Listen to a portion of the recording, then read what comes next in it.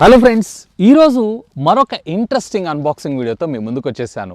సాధారణంగా మీరు Qualcomm Snapdragon 8 Gen 2 చిప్సెట్లు 50-60 వేల రూపాయల పై మాటలను చూస్తుంటారు.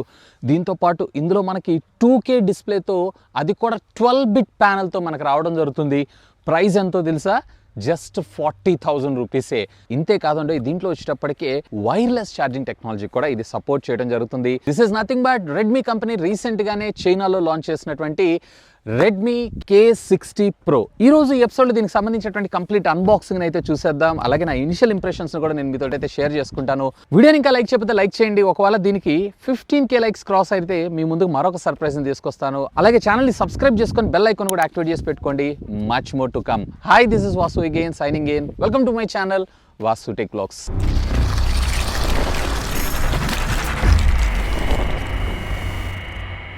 ఇది ఫ్రెండ్స్ మనకి రీటైల్ బాక్స్ అయితే K60 Pro Redmi అని చెప్పి, టాప్ ఆఫ్ ద బాక్స్ మీరు దీనికి సంబంధించినటువంటి వేరియంట్ 8+128GB వేరియంట్తో పాటు కొన్ని హైలైట్ స్పెసిఫికేషన్స్ అన్ని మనం ఇక్కడ చూడొచ్చు.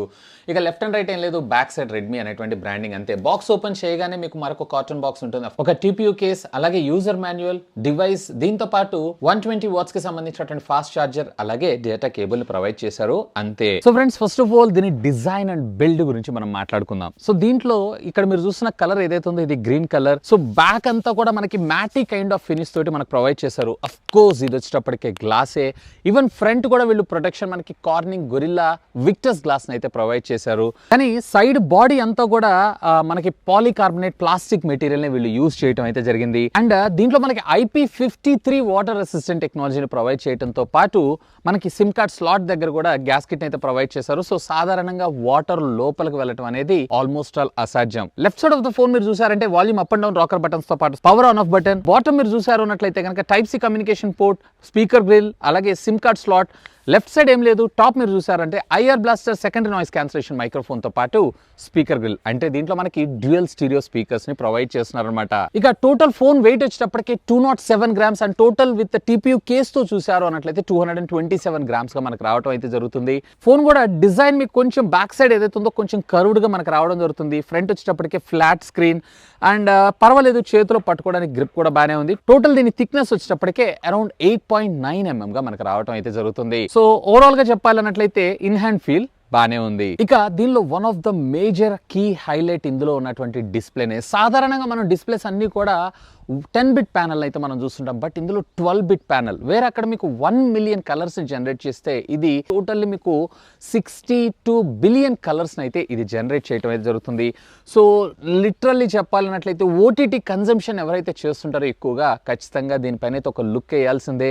ఈవెన్ ఓటీటీ చూసినప్పుడు కలర్ సాచురేషన్ లెవెల్స్ కావచ్చు, తర్వాత HDR డైనమిక్ రేంజ్ కావచ్చు, ఇవన్నీ కూడా ఫ్యాంటాస్టిక్. ఈవెన్ ఇది వచ్చేటప్పటికి మనకి HDR 10-bit సపోర్ట్ చేయడంతో పాటు డాల్బీ విజన్ సపోర్ట్ ని కూడా మన ముందు తీసుకొచ్చారు. అండ్ టోటల్లీ మనకి స్క్రీన్ సైజ్ వచ్చేటప్పటికి 6.67 inches గా మనకు రావడం జరుగుతుంది. 120 Hz రిఫ్రెష్ రేట్ తో పాటు 480 టచ్ శాంపిల్ రేట్ తో మనకి ఇది రావడం జరుగుతుంది. సో గేమ్స్ ఆడే వాళ్ళు కూడా పర్వాలేదు, quite decent touch sample rate అనేది నేను అంటాను. ఈవెన్ దీంట్లో మనకి స్క్రీన్ టు బాడీ రేషియోలో కూడా ఆ చిన్న అనేది కింద బాటమ్ దగ్గర, అది కూడా కార్నర్స్ లో కొంచెం ఎక్కువ అనిపిస్తుంది, కానీ almost all flat edges bezel display అని చెప్పి అని అనుకోవచ్చు. ఆల్మోస్ట్ దీన్ని బెజల్లెస్ డిస్ప్లే కింద కూడా మనం కన్సిడర్ చేయొచ్చు. ఒకవేళ మీరు కనుక స్క్రీన్ టు బాడీ రేషియో చూస్తున్నారు అన్నట్లయితే అప్రాక్సిమేట్లీ 91-92% దాకా వచ్చేటువంటి అవకాశం ఉంది, along with centre punch whole cutout తోటి. ఆడియో డిపార్ట్మెంట్ లో కూడా వీళ్ళు మనకేం తక్కువ చేయలేదు. దీంట్లో మనకి డాల్బీ అట్మాస్ ఆడియోతో పాటు dual stereo speakers, even hire us audio support ని కూడా మన ముందు తీసుకొచ్చారు. బోత్ వైర్ అండ్ వైర్లెస్ లో కూడా మీకు ఇది సపోర్ట్ చేయడం జరుగుతుంది. కొన్ని ఆడియో శాంపిల్స్ ని వినండి.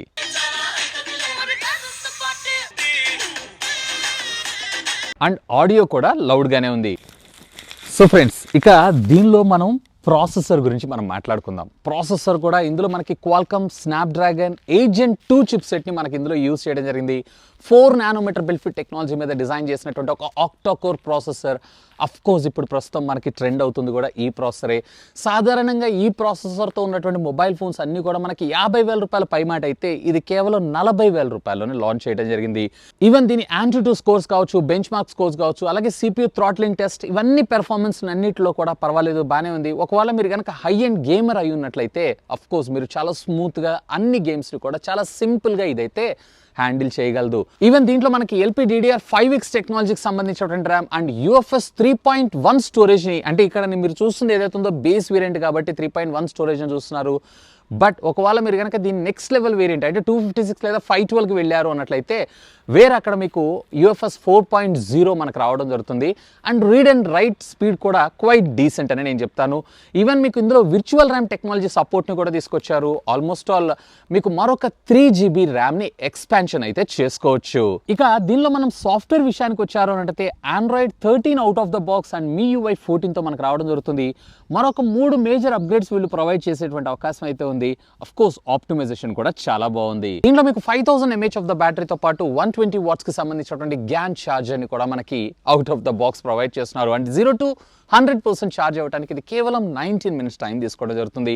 For the first time Redmi సిరీస్లో మనం 30 వాట్స్కి సంబంధించినటువంటి వైర్లెస్ ఛార్జింగ్కి, బట్ అన్ఫార్చునేట్లీ ఇందులో మనకి రివర్స్ వైర్లెస్ ఛార్జింగ్ టెక్నాలజీ అయితే ప్రొవైడ్ చేయలేదు. ఇక దీనిలో కెమెరా విషయానికి వచ్చారు అన్నట్లయితే triple camera lens setup and of course ఇక్కడ కెమెరా డిజైన్ మాడ్యూల్ కూడా కొంచెం వీళ్ళు డిఫరెంట్గా తీసుకొని వచ్చారు.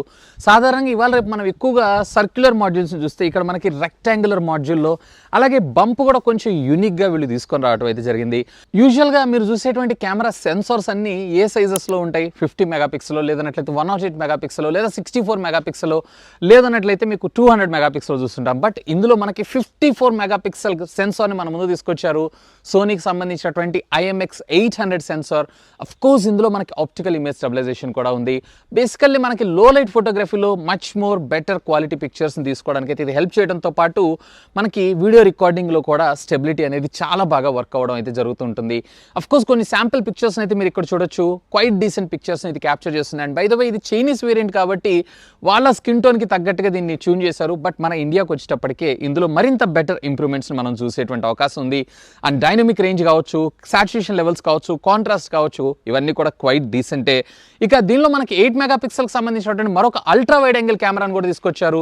ఇందులో మనకి ఫీల్డ్ ఆఫ్ వ్యూ వచ్చేటప్పటికే 120 degreesగా మనకు రావడం జరుగుతుంది. దీంతో పాటు మరొక బుకే లేదా పోర్ట్రేట్ షాట్స్ కోసం 2 మెగాపిక్సెల్ సెన్సార్ని యూజ్ చేశారు. దీని గురించి మనం ఎంత తక్కువగా మాట్లాడుకుంటే అంత మంచిది. ఇక ఫ్రంట్ వచ్చేటప్పటికే వీళ్ళు 16 మెగాపిక్సెల్ సెన్సార్ని యూజ్ చేశారు. అఫ్ కోర్స్ దీంట్లో కూడా పర్వాలేదు, బానే ఉంది. సాధారణంగానే వీళ్ళ ఫోన్స్ లో ఎక్స్పోజర్ని ఎక్కువగా చూస్తుంటాం, అదే ఇందులో కూడా కంటిన్యూ అవ్వడం జరిగింది. ఇక వీడియో రికార్డింగ్ కాంపాక్టబిలిటీస్ విషయానికి వచ్చారంటే రేర్ 8K 24 FPS దాకా మీరు వీడియోస్ అయితే రికార్డ్ చేసుకోవచ్చు. స్టెబిలిటీ కావాలనుకుంటున్నారు అన్నట్లయితే 4Kలో 30 చూడండి, లేదంటే 1080లో 60లో కూడా మనకి స్టెబిలైజేషన్ అయితే బాగానే ఉంది. వేర్ ఫ్రంట్ వచ్చేటప్పటికి మీరు 1080లో 30 FPS మాత్రమే ప్రొవైడ్ చేస్తారు. ఇది 60 కూడా ప్రొవైడ్ చేస్తుంటే బాగుండేదని నా అభిప్రాయం, ఎందుకంటే ఫ్లాగ్షిప్ కాబట్టి. ఇక వైర్లెస్ కమ్యూనికేషన్ ఫీచర్స్ విషయానికి వచ్చారంటే దీంట్లో మనకి డ్యూయల్ బ్యాండ్ వైఫైతో పాటు వైఫై 6 కూడా సపోర్ట్ చేయడం జరుగుతుంది. బ్లూటూత్ 5.3 టెక్నాలజీతో పాటు NFC అండ్ దీంట్లో అల్ట్రా వైడ్ బ్యాండ్ టెక్నాలజీ అయితే ఏం లేదు, కానీ IR బ్లాస్టర్ని ప్రొవైడ్ చేశారు. క్యారియర్ అగ్రిగేషన్ ఉంది. వివో వైఫై కాలింగ్ సర్వీసెస్తో పాటు of course dual band 5G కూడా మనకి ఇది సపోర్ట్ చేయడం జరుగుతుంది. ఈవెన్ సెన్సార్స్ కూడా ఎక్కడ ఏమి మిస్ చేయకుండా అండ్ దీంట్లో మనకి under display finger print scanner ని కూడా మన ముందు తీసుకొచ్చారు. మీకు గుర్తుందా, ఆల్మోస్ట్ K20 Pro రిలీజ్ అయిన తర్వాత రెడ్మీ K సిరీస్ లో నన్ను అంతగా సాటిస్ఫై చేసినటువంటి ఫోన్ అయితే లేదు. ఈవెన్ మనకి K50i వచ్చినా కానీ పర్వాలేదు, క్వైట్ డీసెంట్ ప్రైజే, కానీ ఇది మాత్రం రియల్లీ అమేజింగ్. K20 Pro తర్వాత మళ్ళీ ఆ లెవెల్లో సక్సెస్ అయ్యేటువంటి మొబైల్ ఫోన్ అయితే ఇది. దీన్ని మన ఇండియాలోకి తీసుకొస్తారనంటే మోస్ట్ ప్రాబబ్లీ తీసుకొని రారని నేను అనుకుంటున్నాను. ఎందుకంటే ఆల్రెడీ 13 సిరీస్ని లాంచ్ చేస్తామని చెప్పి కూడా అనౌన్స్ చేశారు February 26th. కాబట్టి మోస్ట్లీ దీన్ని తీసుకొచ్చారు అన్నట్లయితే మళ్ళీ స్ట్రైట్ ఫార్వర్డ్ వీళ్ళ బ్రాండ్ నుంచి వచ్చినటువంటి మరో మొబైల్ ఫోన్ వీళ్ళ కాంపిటీషన్ అయ్యేటువంటి అవకాశం ఉంది కాబట్టి తారని నేను అనుకుంటున్నాను. లేదా 13 సిరీస్లోనూ లైట్ వేరియంట్ కింద కానీ లేదంటే T సిరీస్లో కానీ దీన్ని తీసుకొచ్చినా ఆశ్చర్యపడాల్సిన విషయం అయితే లేదు. ఓవరాల్గా చెప్పాలన్నట్లయితే 40,000 రూపీస్ బడ్జెట్లో రియల్లీ కిల్లర్ డీల్ అనే నా అభిప్రాయం. మీకేమనిపిస్తుంది లెట్ మీ నో, ఖచ్చితంగా కింద ఉన్నటువంటి కామెంట్ సెక్షన్లో కామెంట్ చేయగలరు. That's all for today. This is Vasu signing off. Have a great day.